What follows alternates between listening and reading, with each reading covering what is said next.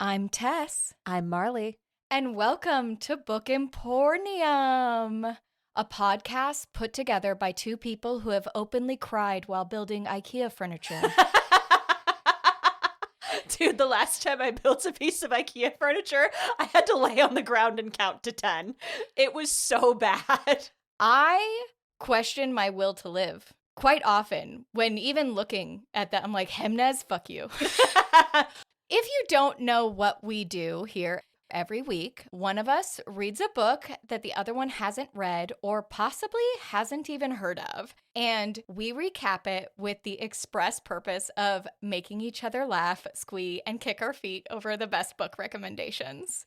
Today, I, Tess, am going to be leading the charge on a book that is one of my all-time favorites.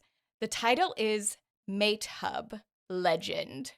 Oh. It's written by Reynard, and I would like to point out that there is a colon in that title. It is MateHub, Legend. So you have to say it with gravitas.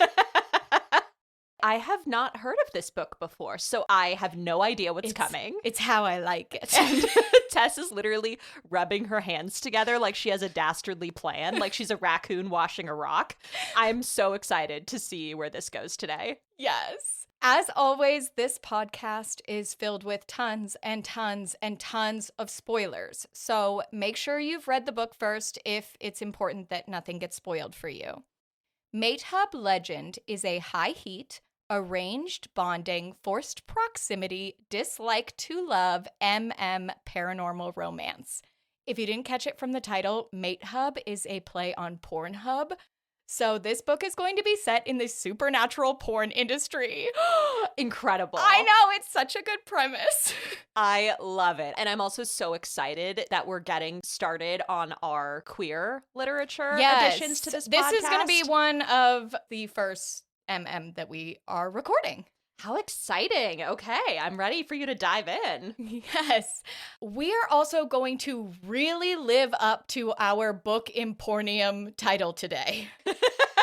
I mean, I figured once you said that it takes place in the supernatural porn industry. Yes. As you can imagine, this book is going to be spicy and graphic in the best possible way. There are going to be shifters, nodding, contracts covering negotiated and filmed sex. It is so fun. Feel free to check out Marie Reynard's website if you want to find more content information or longer blurbs about this or any of her other excellent books. Now, let us begin. We start off the book with Richard Knotz, spelled Knotz. I'm sorry. Stop immediately. Is he a werewolf? Yes. Okay. Yeah, that tracks. Yeah, he's a werewolf. His porn name, I mean, it's pretty self-explanatory. It's Dick Knotz. Yeah, I mean, so is that just his porn name or that's his real name? It's actually said later that his last name is truly Knox, Knox, but he goes by Richard Knotz as his stage name. Okay. And everybody's going to have a stage name. His is the only legitimate last name that I know. I only know everybody else by their porn name, and that is the way I'd like to keep it. So Richard is packing up his temporary apartment in LA because it is bond severing day with his current partner, a man named Blaze. You see, Richard is a huge star in the supernatural adult entertainment industry. Like, he drives a Ferrari around town kind of star. And it is for one very specific reason. He does nodding porn.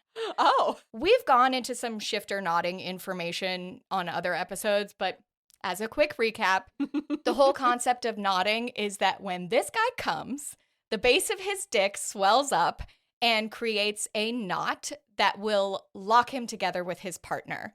This special little inflatable penis feature shows up in a lot of werewolf and shifter romances.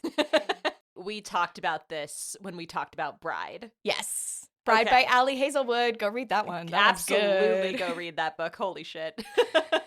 But in this world, nodding can only happen if you are mated. Because of that, the only way to film a porn scene with nodding in it is to mark someone as your mate and form a bond with them. This bond is a psychic tethering that lets you feel the emotions of your mate. So Richard and Blaze have formed a temporary bond in order to film their scenes, and for the last 3 months, they've been living as bonded mates together in this rented apartment. Blaze is dragging his feet because he does not want to sever his bond with Richard at all, but Richard is counting down the minutes. Oh, no. It's rough. Oh, God. Poor Blaze. We feel bad for Blaze, and Blaze will not show up again, so we can feel bad and move on. Blaze is just sobbing into a tub of ice cream. Legitimately. Oh, God. Richard's kind of frustrated with the fact that every single time he has done this, which has been 12 times now, the bond breaking day has not gone over well. He's thinking, God, why can nobody be professional and not fall in love with my magical dick? I mean, you've heard of being dickmatized before. Yes. It sounds like everyone is dickmatized by he dick. has a 100% dickmatization rate, and his ego's been a little bit stroked by it. He has convinced himself that he and his team have done everything that they can to make sure this is as clear-cut as possible. The company MateHub always requests that the temporarily bonded co-stars are not compatible scent-wise, because they don't want their stars to end up with a true mate bond. Got it. Okay. Because I was going to ask, are there fated mates within this universe? There's not fated mates. Okay. There are more or less 2 categories. So there's a transactional bond where you want to create a temporary bond with a shifter or another supernatural being. And there is a bunch of people who would fall under the category of potential true mates, where you do the normal thing where you date and you eventually bite and bond and fuck. And that creates that mate bond and solidifies it. Okay. In Richard's opinion, since their scents are not compatible, it is super obvious from the jump that they're not going to stay together. And yet Blaze starts to ask if they really need to break up, because he's heard that once a bond is broken, it can never be reformed with that same person. It's a very no-takesies backsies situation. That's it. Person can never be your mate again once you've magically broken a bond. Oh, okay. So it's very line in the sand. Yes. Richard makes it clear that they're going to break their bond today, and goes so far as to remind him that these are non-exclusive contracts. Since he just has to be mated in order to physically have a knot, but the sex can be with anybody, he's been filming a bunch of side scenes where he's fucking other people during this whole 3-month period. Oh my God. I know. He comes off as a real peach here. Seriously, and Blaze didn't know about this, or did he? Blaze did not. Oh my God. It was all stated in the contract. Blaze wasn't reading it or had his blinders on, but to bring it up when he already doesn't want this to happen is, it's rough. We get an image here of Richard. Yeah, he's being a real dick. He's living up to the name. Yes, he sure is. The mage arrives to perform the bond breaking, and Richard texts his agent, who is already working on his next contract, which will be after a mandatory 3-month recovery period. Finally, the mage gets down to the nitty-gritty of performing the ceremony and psychically hacks their bond to death, which is an excruciating experience for Blaze, but Richard isn't fazed. Oh, God. He drives home to his apartment musing about how professional he is and how foolish all of his former co-stars are for falling for him. Like, even his internal wolf doesn't mind these temporary bonds, so he flat doesn't get it. We also learned that his next contract is going to be with a human. This is super lucrative and very, very, very, very rare, since so few humans are allowed to know that the supernatural community exists, let alone happen to get involved in the porn industry. within that community. Oh, okay. So the supernatural community, it's kind of a hidden world. Yes, everybody lives in the same world with the rest of the humans, but they're all on the down low about it, and they have to police their language and everything like that. So MateHub, the porn website, is kept locked away from the general public and is a bit of an invite-only, if you know kind of thing. You can't find it on Google, but if you type in certain web addresses, you can get to there. Oh, okay. So it's kind of exclusive. Yes. Okay. Very small porn community, but very lucrative. Again, Ferrari. Emphasis on fur. Yes. Oh, I didn't even think of that. After this, we switch to what is one of my favorite reoccurring parts of this book, which is we get chapters that are texts from the fan forums. Okay. Which serves as an excellent way to get information from an outside perspective of what these scenes look like, if that external perspective was constantly shit-talking and arguing amongst itself. So, the internet in a nutshell. Yes, exactly. Everything's amazing about it. The screen names are great. The fan forum names are great. Like, it's my favorite. Anyway, the fans are going back and forth about who's going to be up next to be bonded to Richard, and someone floats the name Hunter Savage. And everyone immediately dissolves into arguments over whether or not a human can even take a knot. Enter Hunter and his roommate, Chance. Chance is a mountain lion shifter who also works in the supernatural porn industry. And Hunter, he is the true embodiment of all of us monster fuckers out there. The second that Hunter finds out that any supernatural creature exists, his first thought is, I wonder if I can fuck that. How do I have sex with one? But could I? No question of should. Always could. Okay. And MateHub is there to make all his horny dreams come true. Well, and I imagine that it goes both ways in terms of fetishes. Like, I'm sure that humans are fetishized by the supernatural community. And he's new to the industry, but he's doing a lot of work. He's a rising star. Partly because he is a human. And he is unusual and rare. He's a shiny Pokemon. He's like one of those cards that's iridescent or whatever. Holographic Pokemon card. You can always rely on me to know whatever weird nerd culture item you would like to learn more about. Especially if it's Pokemon. Yeah, especially if it's Pokemon, for sure. Whenever we talk about Pokemon, we have to reference a very specific dream that I had about Tess, where a few years ago, and this is 100% true, I had a dream that Tess wanted to end our friendship, and I was devastated. I don't understand what I did wrong. And in my dream, she goes, "You just don't care enough about Pokemon, Marley." And I was like, I can care more. I know some Pokemon names. There's Charizard and there's Pikachu, and she was just dead serious. It's not enough. And I was like, oh God.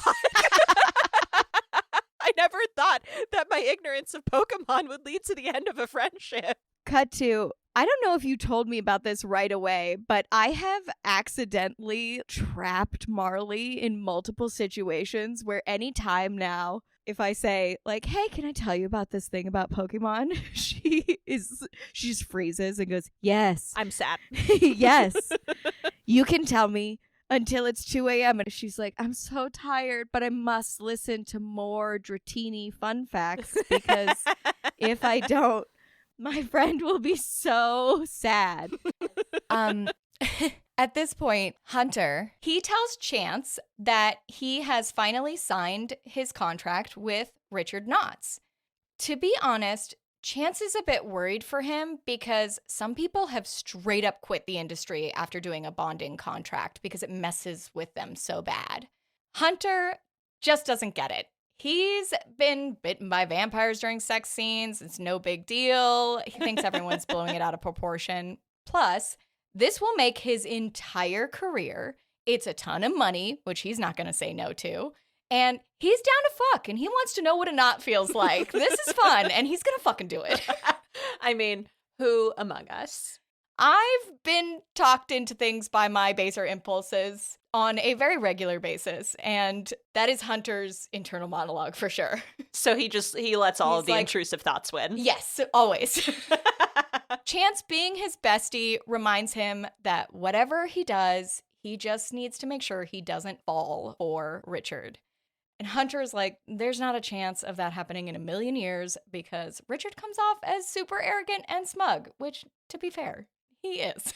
I mean, I was going to say, from what we know of Richard, he's like, God, I'm so professional. Everybody else is just such a fucking amateur. That is his persona. Next, we are back with Richard, who is going over the contract. It has an absolute shit ton of rules about these bonding contracts that are all designed to keep their stars from falling too deep into it or getting really badly emotionally hurt. But mostly it's a bunch of boilerplate. It has scene descriptions of what you're signing on for. The important parts for us to note are the following rules. They insist that contracts are no longer than 3 months. There is a 3-month cooldown period. You have to go to counseling during that time. You can't have any scenes with people outside of the bond for at least the first month to make sure everybody's doing okay and not struggling with mate rejection or adverse bond effects. And no having sex with each other outside of the filmed scenes because that might make you even more emotionally tied together. Wow, this is way healthier than the human porn industry by a million miles. It's way healthier than most business HR departments. Like the fact that mandatory counseling, a cool down period, there are a ton of rules and guidelines to try to make this possible.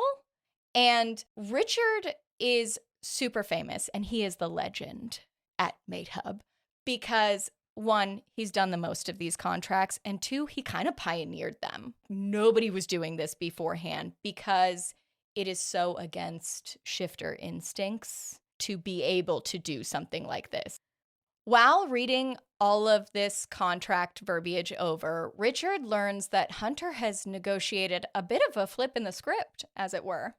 In all of his previous contracts, Richard is on top the whole time because he has the knot, and that's what he's famous for. But Hunter has negotiated that one scene of the 7 that they're going to film together has to include Richard bottoming for him. Oh, okay. His agent says, "What, are you scared?" And that works like a charm on Richard because his ego is a thing to behold. He signs the contract and heads home to watch some of Hunter's other work on MateHub. And his inner monologue isn't even sexy during this. He's just like, I could do this so much better. Everyone in this industry is terrible except for me.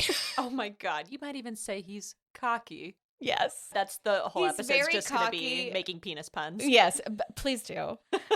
There aren't a ton of penis puns on the page. They're for you as the reader.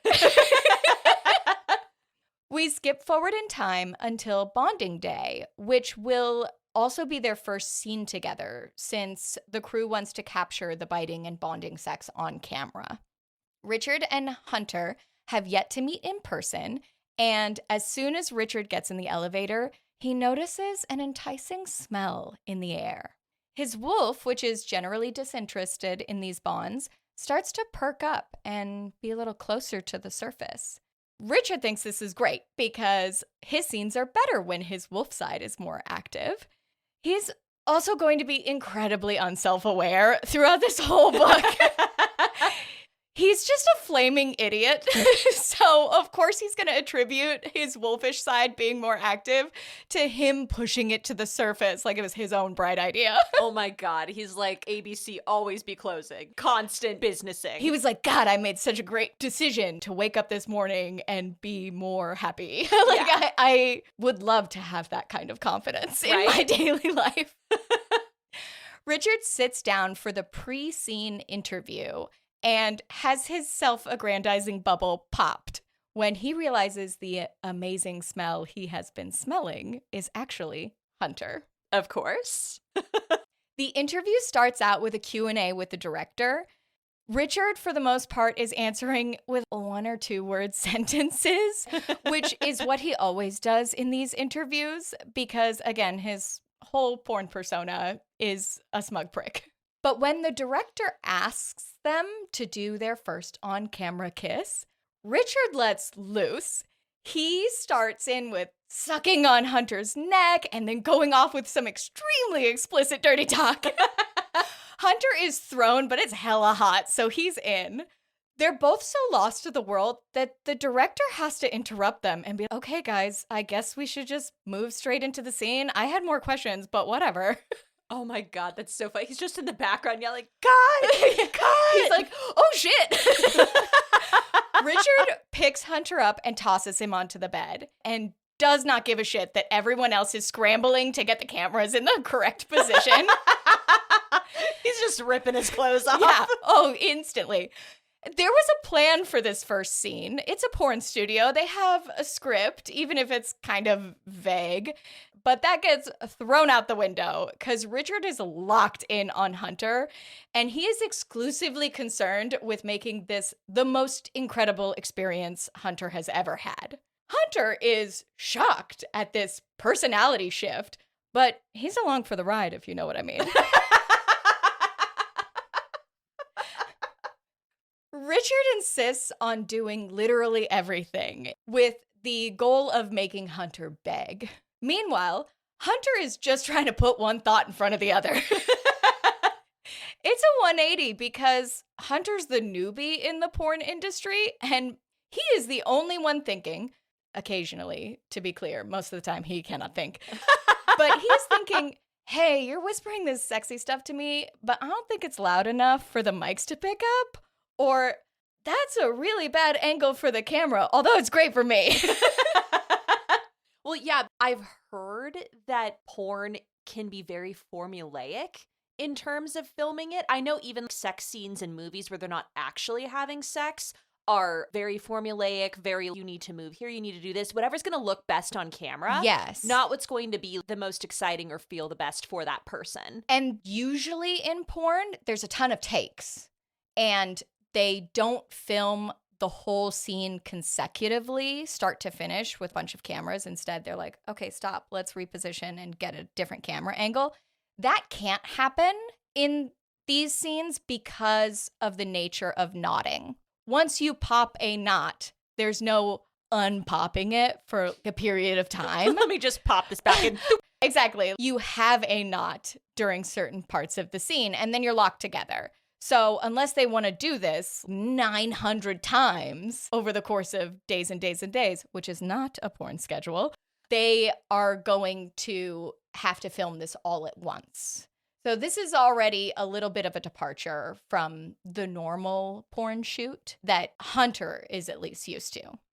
Even when he's losing his mind, though, Hunter is very strong-willed and self-possessed. So every time Richard tries to make him beg for it, Hunter's like, fuck you, make me. He's a little brat. We love him. When they eventually get to the biting, bonding, full penetration part, even this is not done according to plan. Usually the agencies have the co-star initiate the mating bite instead of Richard, but in this case, he can't help himself. The bond snaps into place, and Hunter is inundated with not just his own pleasure, but all of what Richard is feeling, and it becomes this crazy feedback loop that morphs into the best orgasm ever, TM.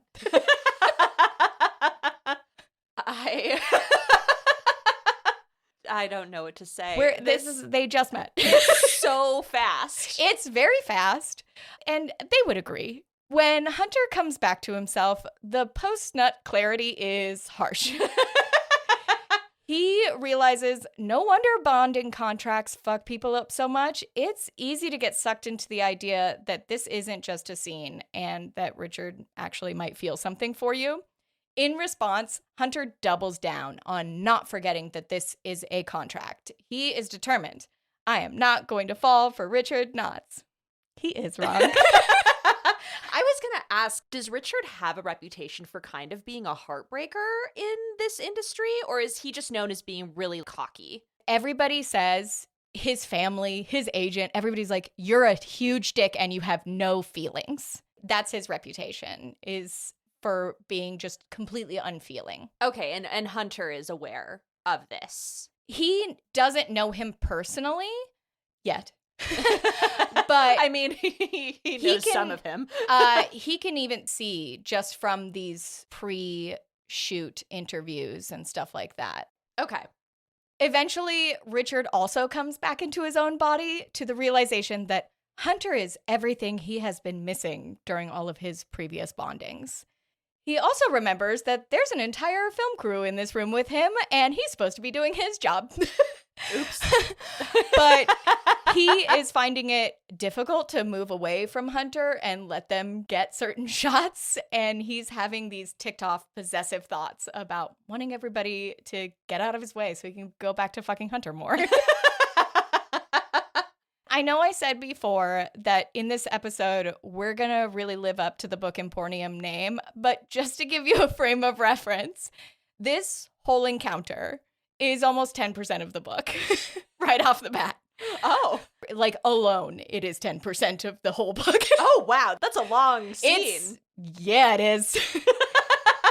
I am reiterating this because I cannot stress enough. If you are looking for a book that is absolutely chock-a-cock full of high-octane smut and really, really, really good characterizations that are perfectly woven into that smut, you will not find a better book than this one here.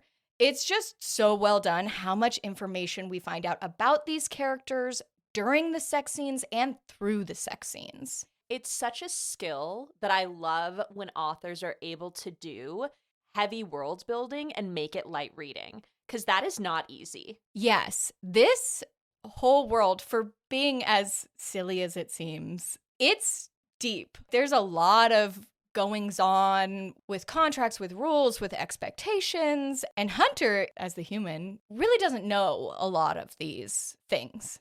And so he's a little bit Bambi stumbling around in the dark. Oh God, poor thing. You should know this before you did this, but he's going to work it out. Again, he's so strong. Anytime somebody throws something in his way, he's like, that's cool. I'll fuck it and it'll make it better. He's adaptable. Yes. After the director yells cut, Hunter stands up and is like, good game, bro, best orgasm I've had in a couple of days, and saunters off to his dressing room. Richard is floored. Every time he is bonded with someone, they've gotten really clingy and wanted him to cuddle them, and now that the shoe is on the other foot, he is aghast. He's just murdering his ego in real time. He returns to his dressing room in an absolute shit fit of internal crises and texts his two best friends, Hardin and Max, saying, come meet me at dinner tonight. I need to talk to you both. Richard then goes to Hunter's dressing room and offers him a ride to their new apartment, even though the agency is gonna send a car for him. Hunter agrees, but keeps looking at Richard like he is crazy because he's acting super fucking weird. And the whole time, Richard is having what can only be described as an out-of-body experience. He does not like getting a taste of his own medicine. He's, why aren't you fawning over me? Ah! I mean, but as the reader, it's so satisfying to see because I want him to get humbled. Yes. Watching him getting taken down a peg is so nice. You're welcome for that, by the way. Emphasis on the word peg. Yeah, exactly. When they finally get to the apartment that they're going to share for their 3-month-long contract, Hunter checks it out and comments that it's super nice, but does he have to stay here the whole time, or can he go spend time with his friends and then just come back here for sleep? This sends Richard into yet another mental tailspin, and Richard manages to say something along the lines of course, you do you, man. And Hunter is like, great, and bounces. Oh, God. Later on, Richard meets up with his friends for dinner, as planned. Max and Hardin are also porn stars. They've all been friends for a really long time. They've even done some scenes together in the past, so they all know each other really well and can talk very openly about the industry. Okay, so Max and Hardin are porn stars. Yes. Okay, what are their porn names? Oh, yay. Max is Max Thrustwell. Oh my God. Okay. Wait for it. And Hardin is Hardin Cox. They're fabulous. Oh my God, that's amazing. What would our porn names be? Oh, what is it? The animal that you grew up with, your first pet name is your first name. And then your street name is your last. Wait, your childhood street name is the last name. Do we have the same porn name? Are we porn name sisters? Marley and I grew up on the same street for a period of time in our youth, and we actually didn't meet until we were in our 20s. Yeah, it's a super funny ships passing kind of thing until we were in our 20s. I heard about Marley over and over and over again, and everybody was coming up to me saying, oh, Marley's so funny, Marley's so incredible, Marley this, Marley that, and I was always told I was very funny. And if somebody else was like, Marley is just as funny as you and so great, you should totally meet her, I was like, I'm never gonna meet this woman in my life. I am going to hate her instantly. Fuck this girl. Fuck this girl. No one else is allowed to be funny. I contain multitudes and I am the only funny person in this whole world. There can be only one. Yes, it was very Highlander. And then we did end up meeting and I was like, God damn it, I do like her. Fuck. Son of a bitch. I'm gonna have to be friends with her. Ugh. Everybody was right. And admittedly, the street name that came to mind for me was actually a different one. It was the house that my family lived in the longest. What would be yours? So when I was little, we had a cat and we named him Sugar. Oh, Sugar's great for a porn name. Okay, And so Sugar Haynes. Sugar Haynes. Ooh, that's a good one. Yeah. Mine's Chelsea Cass. Love. Which I love that alliterative element of it. So yeah, Sugar Cass doesn't quite have the same ring. Sugar Cass. Yeah. I mean, anything's good if you put a little wink with it. That's true. Sugar Cass. That's Sugar true. Haynes is good though. I like that. Yeah. Incredible. When he arrives, Richard starts grilling them on if they think Hunter's scent seems perfect for him. They're honest. Yeah, I guess he smells fine, but that's a really low bar since humans have subtle scents in comparison to supernaturals. Richard vehemently disagrees that the scent is subtle or just an okay combination because he is a man possessed. Did they do the thing where it smells like cinnamon and sin? So, yes, but the description is extremely vague. Hunter smells like something soft and yet hard at the same time, a very clean scent. And it is a bit of a big reveal later on what he actually smells like and what the combination of their smells together are. And so I will tell you that. Okay. I can wait. Because it is also cute. It made me kick my heels. I'm like, meow. But it is not a cinnamon or a nutmeg or a plant. It is not that. His friends point out that this whole scent thing should not be a surprise because Richard was supposed to have met with Hunter prior to them bonding and filming their first scene to make sure that their scents weren't too compatible. But of course, Richard opted out of that because there's no way he's going to be compatible with a human. So another one of his arrogant moron decisions has come to bite him in the ass. He is determined to suppress the shit out of this. So what? My wolf likes him. That's just instincts. I'm not going to ruin my life by entertaining the idea of a true bond with Hunter.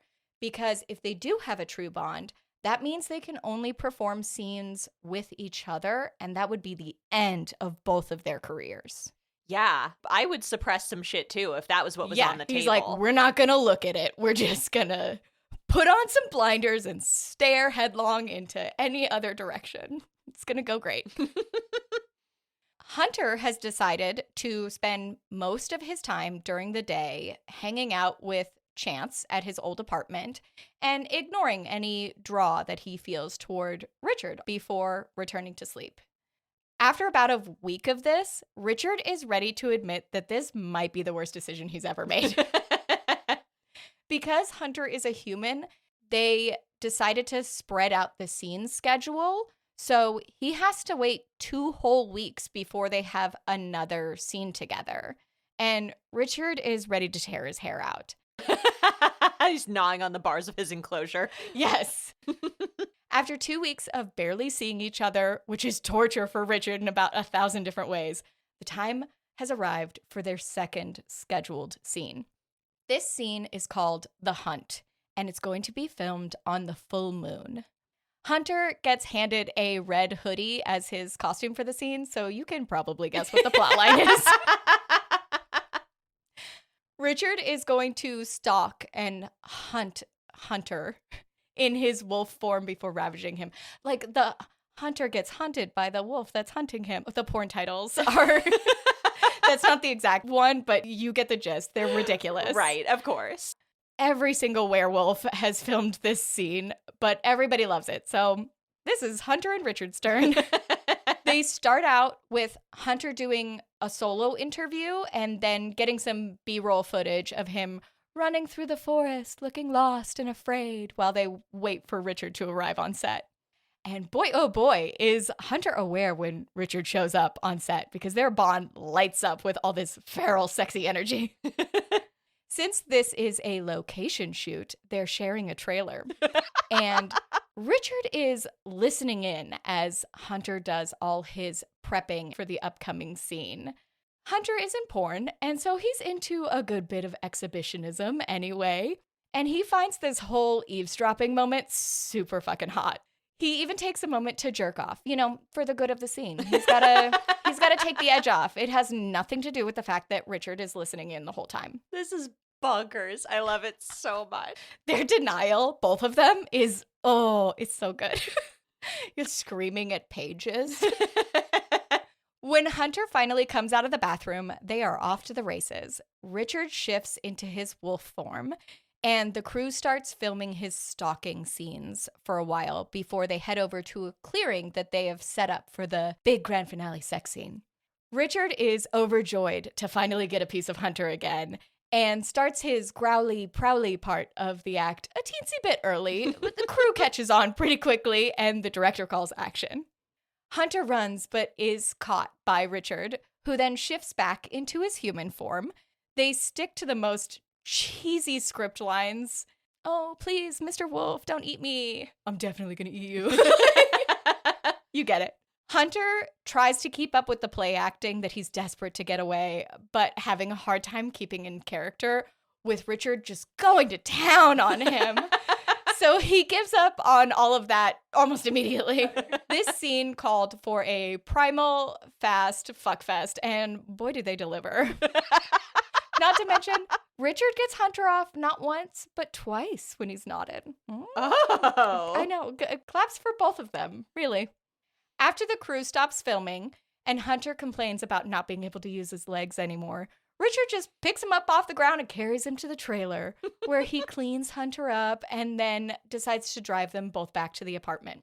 Again, he is totally not fawning over this guy. He's just going to the same place. Gas is expensive. Right. Carpooling is economical. He's just saving the environment out here. No big deal. The next day, Richard is making breakfast for Hunter and totally not over the moon about providing food for his mate. He also decides to take the opportunity to explain some information about the bond that Hunter has been missing, explaining the difference between a transactional temporary bond and a true bond. As it so happens, Richard has the one talent that could possibly make up for him being an emotionally constipated idiot, which is he is a great cook. Oh, okay. A lot of sins can be forgiven for great cooking. That's true. You're a great cook, and you've never done anything wrong in your life. But if you did, I feel like we would all just breeze right past it. That's how I get away with it. That's how I get away with all the bad things that I do, is I made you pancakes. She's a secret serial killer. She just has cops on a delivery rotation. There we go. That one breakfast easily turned into breakfast, lunch, and dinner until Hunter is not leaving the apartment anymore because he's too hooked on the cooking. Oh my God. It's like the old adage, the way to a man's heart is through his stomach. Mm-hmm. Yeah, it's the other way to get to the prostate. One of Richard's friends from earlier, Max, comes over and gets to meet Hunter. They become fast friends due to a shared love of video games, which Richard just does not get. What Richard does get is slightly jealous. Oh my God. Of his own friend. We skip forward in time to our third filmed porno. This time, the MateHub writers are going with a new idea. Everyone should be scared whenever the MateHub writers get a new idea. Hunter is going to be playing a sexy mage, performing a very important magical ritual on Richard before he slips and falls directly onto his knot. It's pretty on par with what a lot of porn writers come up with. It's giving, I'm trapped in the washing machine and I need your help, stepbro. What are you doing, stepbrother? Yes. They show up at the studio to find that the on-set mage has really worked hard to decorate the whole thing with glowing purple lights, a hazy mist, and of course, a bunch of sparkly etched out little penises making the ritual circle. It's like a bachelorette party that's like themed like the theme is always just cock. How like, much cock can we decorate a room with? Dick, but make it magic. Yes! The onset mage then introduces himself to Hunter before giving him some magic-powered temporary tattoos that are just shiny sperm swimming up his arms. I know, brand new sentence. Previously unsaid words in human history. Right? This book is so funny, but it teaches you to dream big. Speaking of big, he also draws a bunch of dicks onto Richard's chest too, so nobody's left out. As usual, Richard zones out during the pre-scene interview because he's too busy staring at Hunter's costume, which is a sparkly, sheer, penis-covered robe that he is staring at because it's so funny, and not at all because he can't stop looking at Hunter's cock. Is it already hard, or? They generally go out pretty hard and pretty keyed up, especially because this is the only time in 2 weeks now that they're having sex. Right. And they've got that mental blonde. So. Right. I'm just imagining them being interviewed with raging hard-on. I mean, it wouldn't be out of pocket in the porn industry. No. But, like, just a Diane Sawyer. How was your childhood? Boing. They get set up for the scene, which is going to require a ton of magical help and a bunch of layered glamours. The production value that's going into when this. Hunter's reciting a fake magic spell from the Book of Sex Magic or whatever. And they both have to resign themselves to fucking in a pile of glitter, which is my literal honest-to-God nightmare. I know, and I've gotten glitter in your house so many times. It's a thing that happens from time to time. I got a package which had a glittery bow wrapped around it around Christmas time, and I unwrapped it outside using gloves like I was defusing a bomb. I may have gone too far in my crazy anti-glitterness, but one of these days I'll graduate and be totally fine with somebody sending me a card in the mail with glitter on it. It negates the fact that I literally sprayed my body with glitter spray in your bathroom. And it only occurred to me after I had sprayed myself in glitter spray. I was like, I probably shouldn't have done this in Tess's house. Yeah, I have tile in the bathroom, so it cleaned. I just cooked for her afterwards and she forgave me. Again, so many sins are forgiven. There you go. We found the direct through line. They start filming. Hunter reads out his spell while the mage conjures up some exploding sperm special effects. And everyone does their absolute best. I know. Exploding sperm, like fireworks? Think Elsa in Frozen. Just let it go, sperm. Let it go, sperm. Sparkly sperm, though. Can't hold this nut back anymore. Yeah. And I summon a knot. It tries to rhyme. It's great. They're trying really hard not to burst into laughter as well, which we understand. Yeah. When they get to the regularly scheduled penetration programming, they take their time and they're laughing and being sweet, and it's all very intimate, way more so than their previous scenes. When the director finally calls cut, everyone is pretty stunned because the whole crew has picked up on this little dynamic between them, even if Richard is trying his best to pretend it does not exist. From the outside, it's probably glaringly obvious. They are fooling no one but themselves. 2 days later, Hunter is hanging out with Chance when he casually drops the fact that Richard's been cooking for him, and Chance freaks out and spills the beans that is definitely the behavior of a mate with another mate. Hunter does not think that Chance is right, even though Chance is a shifter. Until he gets a message from his agent asking if they can move up their next scene a whole week. When Chance asks about the plot of the next scene they are filming, he finds out that it's scheduled to be a group sex scene. Like, the alpha catches him and shares him with the whole pack. Chance drops the theory that the producers are trying to avoid having the next scene filmed on the full moon when Richard will be at his wolfiest again, because he might straight up try to murder anybody who touches Hunter. Yeah. People have caught on to there's something afoot, and they're like, we might need to make some plans and changes. And the producers and directors, they're very good at their jobs. Yeah. It's crazy, but they're good at it.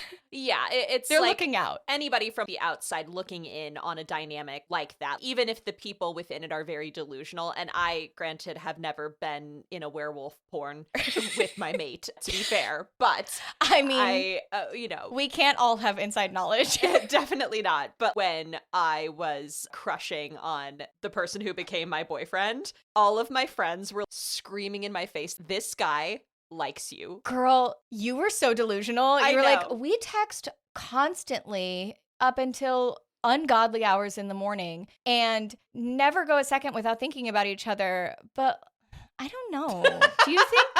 Do you think he even cares? Jesus Christ. Ask him out. Ask him out before we do it for you. It literally took my guy friend, because all of my girlfriends, of course you're going to encourage me to do this. I was like, even if I'm going to get my heart ripped out, you're like, yeah, believe of course, go women, for it. Marley. I know. I didn't believe women, and it bit me in the ass. Yeah. I said this to my guy friend. I told him, well, we talk every day. And he rolls his eyes and he goes, yeah, he's into you, you fucking moron. Yeah. Exactly. And now here we are. Yes. So just saying, I relate to these characters. This is real life. I've also been a dumbass. Yeah, this is real life lived experience. We're all dumbasses in love. What are you going to do? Here is where Hunter gets to show that he is also an idiot. Because even with all of this proof and everybody being, this guy is super into you. He says there's no way in hell Richard is treating me like his mate. He's just being a nice fellow professional. And Hunter isn't mildly apprehensive because he only wants to sleep with Richard. It's been a minute since he's done a group scene. That's all. Everything is totally going fine. Right. Yeah. Sure, Jan. You're both idiots. Friday comes along, and it's time for their group sex scene. The minute that they show up, everyone is on edge and side-eyeing Richard super hard, thinking that he's going to go crazy any second. As it turns out, Richard's besties, Max and Hardin, are going to be starring in the pack bang scene with him. Pack bang? Yes. I love it. It's perfect. Even though they're really good friends with Richard, the director and everyone is still pretty concerned. In their defense, they did absolutely reach out to Richard's agent prior to this shoot to see if he wanted to cancel, but Richard insisted up and down that there is nothing wrong and the scene will go through just like it's been contracted. The director also pulls Hunter aside and asks him if he's okay with the shoot or if he wants to change the script to be a claim your mate in front of the pack storyline instead of a sharing storyline. And Hunter pulls the same shit that Richard does and says, nope, feelings here. We're good to go. So everyone there is being emotionally intelligent except for that. Absolutely. Right, okay. You're like, should we pull the plug on this thing? And everybody's like, la, la, la, la, la, putting their fingers in their ears. The scene gets started and Richard is completely nonverbal. His inner wolf is making his eyes flash amber like crazy, and Hunter can feel through the bond that he is white-knuckling it and barely there. Oh, God. Richard manages to get control of himself long enough to say a few of his lines, but even these two idiots cannot pretend to be oblivious when they're in the scene, because it's too much. With some quick thinking, Hunter prevents immediate bloodshed by ad-libbing a bunch of lines about, oh, I only want to be fucked by you, Alpha, and everybody gets on board with changing up the scene. Richard goes along with this, and it brings him down from ultra murder vibes to just regular murder vibes, complete with lots of growling and an inability to put his claws away. As usual, the rest of the world falls away pretty quickly when these two get lost in each other. They keep their eyes locked the entire time while Max and Hardin just jerk off in the corner. I was going to ask what everybody else was doing in this they're scene. like in the scene, and the director's like, just go stand over there. Come on the floor, I guess, whatever. We already paid for you to be here. At the end of the nodding, no one on the crew is willing to risk their life for a close-up, so the director just calls cut. At this point, you can see in the fan forums that the fans know something is up as well. It's like the chemistry. I mean, Yes. it's not at all the same thing, but there were scenes in some of the Thor movies where they had Chris Hemsworth's wife put on a brown wig and kiss him and stuff like that to pretend to be Natalie And you Portman. can tell the difference. You can totally tell. Mm-hmm. Richard meets up with Max and Hardin later in order to apologize, and they are, fuck that, explain what's going on. Richard admits that not only is his wolf obsessed with Hunter, but he's definitely caught feelings. And he has accepted that the bond severing will finally be a painful experience for him instead of his co-star. His friends are super encouraging and keep telling him to talk to Hunter and at least try for a real relationship. But Richard is adamant that Hunter feels nothing for him, and he would know if he was interested, because Richard would feel more than just this vague presence in his mind from Hunter's side of the bond, and he hasn't, even after all this time. Even with Richard's doom and gloom attitude about this, he can't quite kill this little spark of hope that he has. And when he gets back home, he invites Hunter to the farmer's market for totally normal groceries shopping that's definitely not a date. I mean, the farmer's market. Come on. I know. That's the coupliest of couples shit you could do. Yeah. Hunter accepts because, of course, he does. And the next morning, they're off to their early morning swapping of life stories while mildly molesting a bunch of fruits and vegetables. Ooh, look at this eggplant. Reminds you of another vegetable. Dude, you like putting your legitimately, mouth they pick on? up eggplants. Of course they do. Of course they do. If you are a person who likes to guess and bet, whatever you're thinking is happening during any of these things, that's what's happening. When the full moon comes around, they aren't filming because they moved up that last scene. Since Richard is at his wolfiest on this day and his wolf is obsessed with Hunter, he's just hanging on by a horny hair's breadth. And Hunter, being a wonderful coworker, suggests that they work off some of that steam together before being reminded of the no sex outside of work rules that MateHub has in place so the bond doesn't get any deeper. Since they are both creative rule followers, they figure out a way to relieve the tension would be by having Hunter get himself off while Richard just watches and tells him what to do. That way they're not touching each other, and you can't have sex unless you touch each other, right? This is insane. Obviously. Forget about the fact that they have this bond pumping these sensations directly into each other's brains. That doesn't count. Nope. Because the supernatural porn industry is fairly small at this point, literally everyone except for our two morons have realized that they're in love with each other. It's so obvious that the owner and CEO of MateHub is messaging Richard to ask if he's cool with his next scheduled scenes, which, because we're in month 2 now of their 3-month contract, are set up to have Richard nodding other actors. Once again, Richard's denial comes in clutch, and it has reached the point where it's basically self-harm. He tells Hunter that he's off to film a scene with somebody else, and Hunter doesn't stop him because these are non-exclusive contracts, and he was always well aware that this was going to happen. Richard shows up at the studio trying to convince himself that he can do this. He's in his dressing room trying not to throw up when Hunter calls him. Richard's been so determined to never consider his own emotions that it's actually Hunter that recognizes through the bond that he is teetering on the edge of a full-blown panic attack. Hunter talks him down a bit and tells him to stall for time. Richard heads out for the pre-scene interview and morphs into the chattiest of Cathys in order to drag it out. Mid-interview, Hunter bursts in and throws this big, ridiculous shit fit about somebody else trying to sleep with my man in order to get Richard off the hook and keep his reputation intact. Aw, that's really cute, actually. No, he says a bunch of absolutely crazy shit, too. He's like, you strumpet, you adulterer. I feel like he's slipping into a transatlantic accent. Don't you ever try to talk to my mate, you tardy strumpet with your lascivious ways. You're trifling.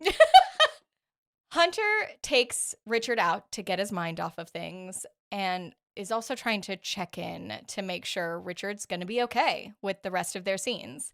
Their next upcoming scene is going to have Richard bottoming, which hasn't been something that he has enjoyed doing in the past.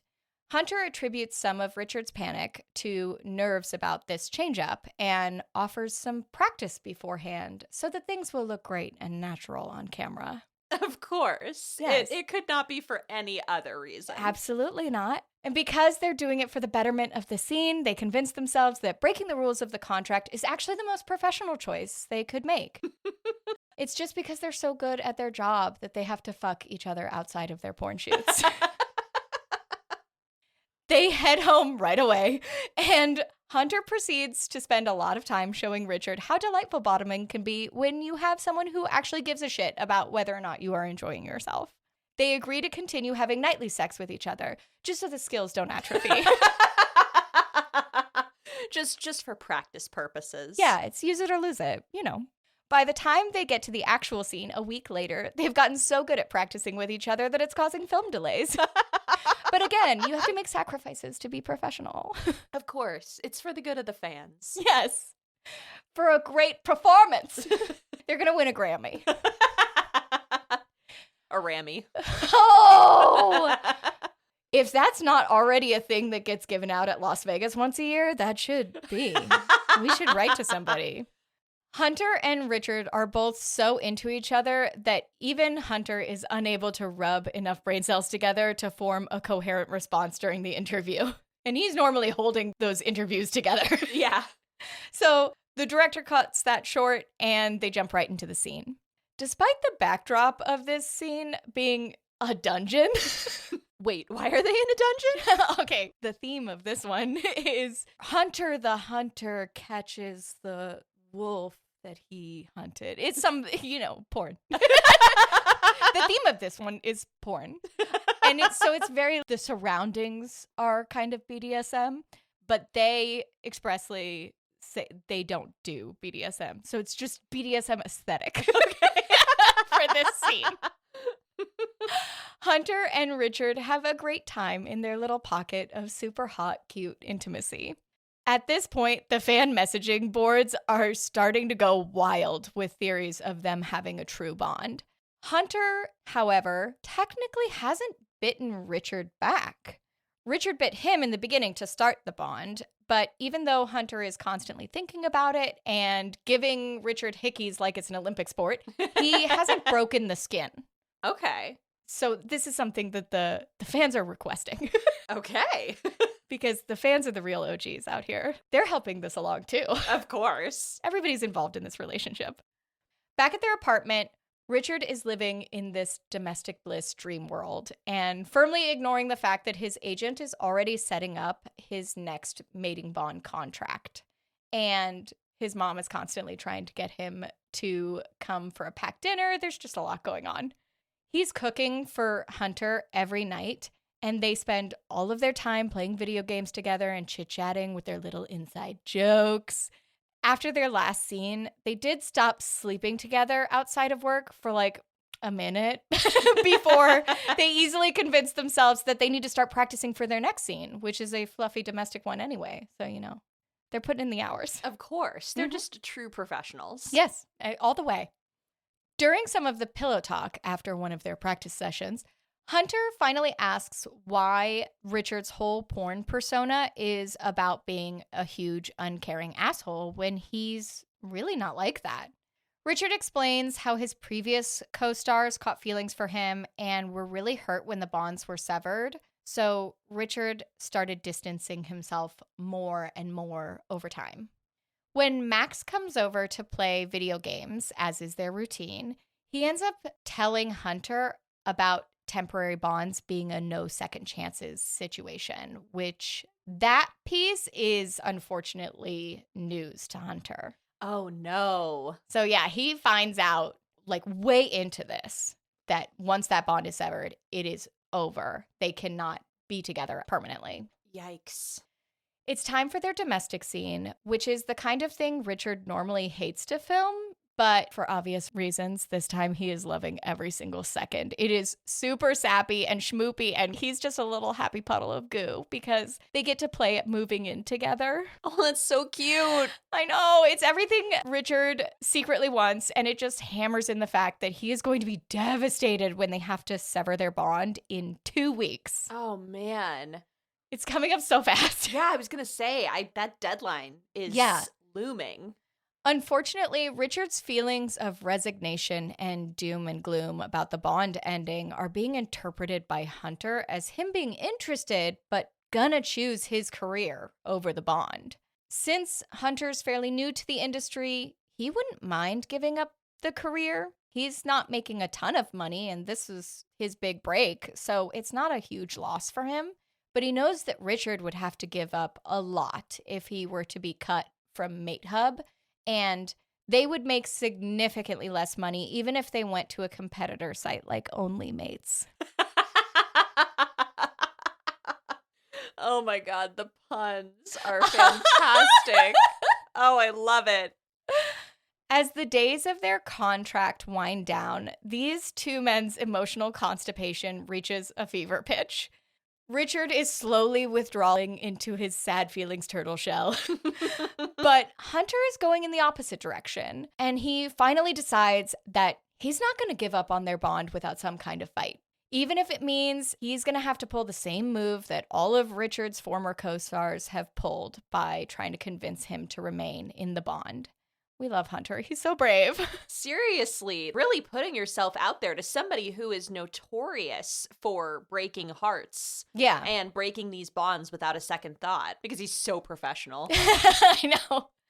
In his one point of self-protection, Hunter decides to avoid any unnecessary awkwardness or drama by leaving that conversation for the morning of the bond breaking. That way, in case he gets rejected, he and Richard won't have this long period where they're tied together before the contract ends. It's not going to be like this awkward waiting period of being stuck around that person, still living together while you're broken up. Yeah.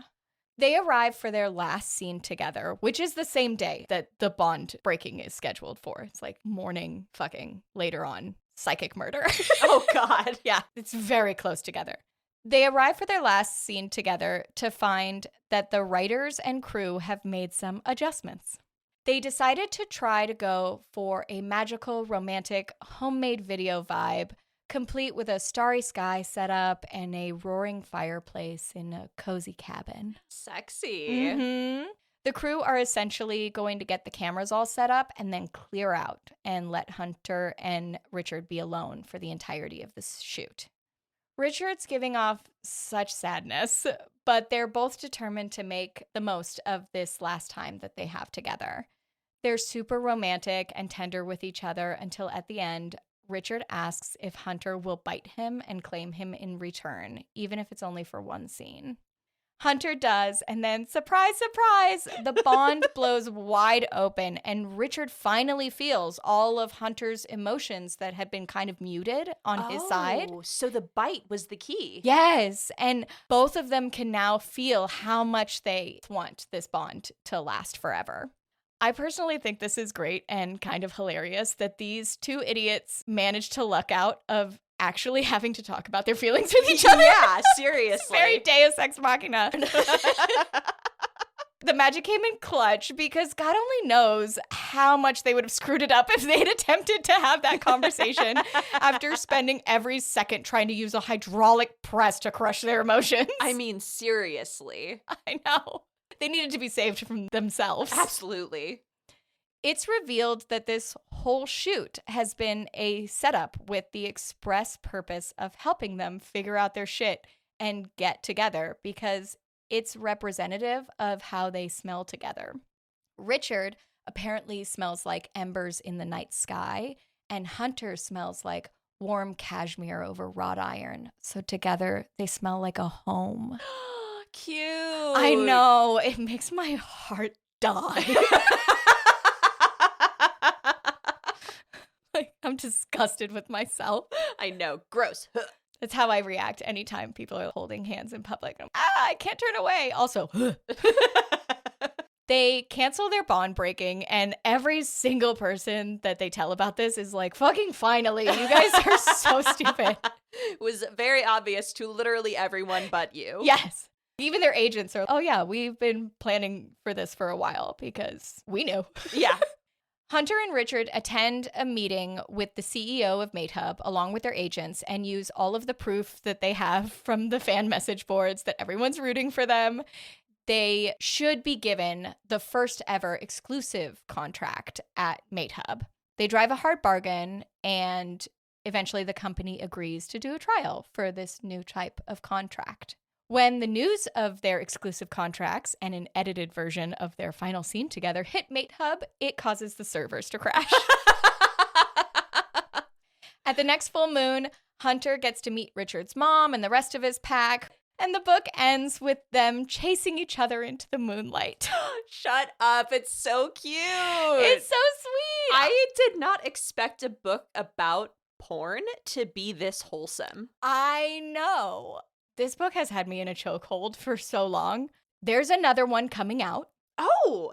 That's set in the same porno universe, the MateHub universe. We don't have a definitive timeline of when that is, but ooh, girl. My notifications they're ready. They're primed. This book just has so much top tier smut because, like you said earlier, there's all this world building and character building that's actually woven into the sex scenes. Yeah, it's so interesting. I'm really excited to read this. Yeah. Like, I'm really excited to see this for myself because even though I know what happens in the end, I still want to see the message boards and stuff that you were talking about and experience the humor of it. Dude, for the screen names alone. You should. The world is vast and full of wonders. As always, we are Book Empornium at gmail.com. If you have any suggestions of other books you'd like us to cover, send them over on our way. Follow us on Spotify, Apple Podcasts, wherever else you get your podcasts, maybe even social media if you're feeling frisky. Yeah, we are Book Emporium Podcast on Instagram. But our other socials are still Book Empornium, so you can find us on TikTok. Instagram has rules. Yeah. If you like our show, please leave us a 5-star rating. And feel free to leave us a review as well. It really helps boost the algorithm. It really helps other people know that we exist. And subscribe so that you don't miss a single update from us. And we'll see you next time. We love you. Bye. Bye.